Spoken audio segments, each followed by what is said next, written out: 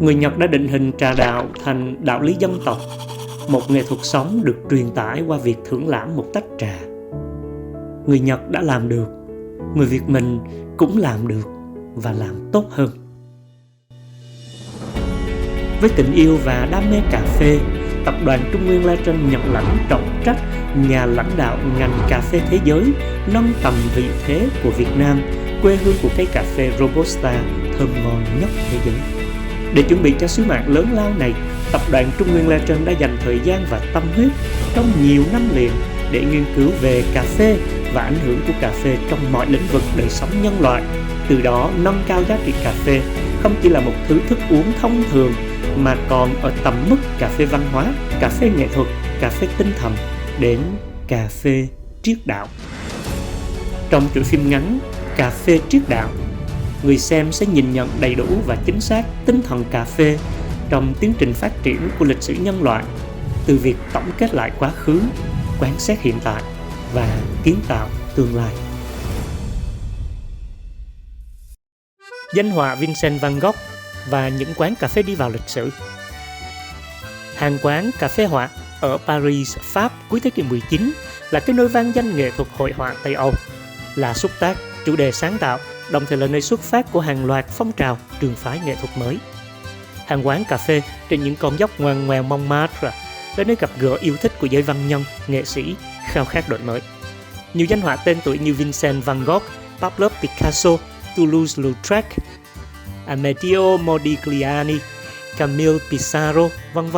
đã tự tổ chức triển lãm tranh của mình ở nhiều quán cà phê.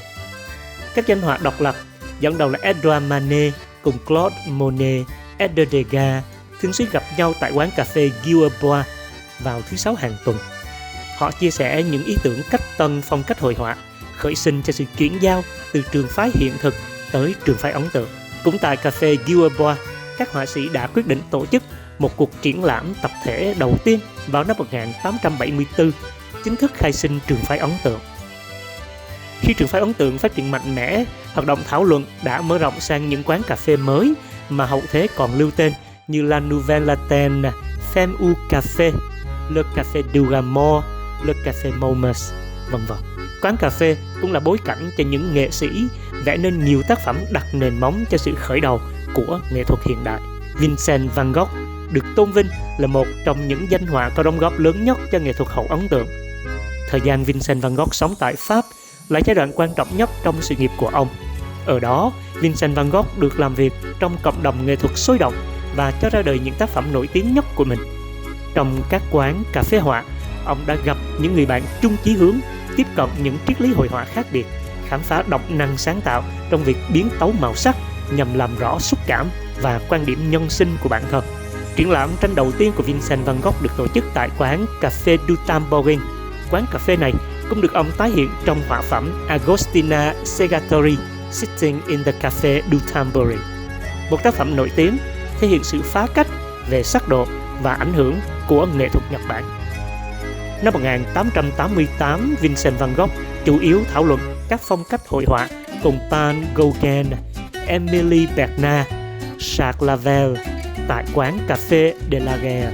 Ông cũng sử dụng quán cà phê này như phòng trưng bày tranh cá nhân của mình. Vincent van Gogh làm việc vô cùng hiệu quả và đã phát triển phong cách vẽ biểu cảm, màu sắc đậm, nét vẽ năng động đặc trưng. Hai bức họa nổi tiếng được vẽ tại quán cà phê Café Terrace at Night và The Night Cafe, đánh dấu sự phát triển đỉnh cao về nghệ thuật sử dụng màu sắc tương phản để tạo hiệu ứng thị giác. Bất chấp không gian buổi tối, Vincent van Gogh đã có những bức tranh khắc họa màn đêm mà không phải sử dụng đến màu đen. Đặc biệt, Café Terrace at Night còn là tác phẩm đầu tiên mở đầu cho chuỗi những bức họa nền trời đêm đầy sao nổi tiếng của ông.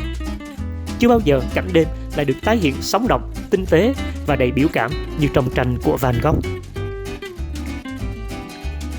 Hai trong số những bộ phim nổi tiếng nhất về Van Gogh là Lust for Life, khát vọng sống, và Van Gogh cho đến nay vẫn là câu chuyện đầy cảm hứng về khát khao sáng tạo để được sống trọn vẹn, tận hiến cho đời. Nhà sáng lập, Chủ tịch Tập đoàn Trung Nguyên Legend Đặng Lê Nguyên Vũ đã tâm huyết, cẩn trọng tuyển chọn hai bộ phim Lust for Life, khát vọng sống và Van Gogh trong tổ phim nền tảng đổi đời nhằm khơi dậy khát vọng sống có ý nghĩa, có chí hướng lớn cho mỗi cá nhân và tạo nên sức mạnh cho quốc gia.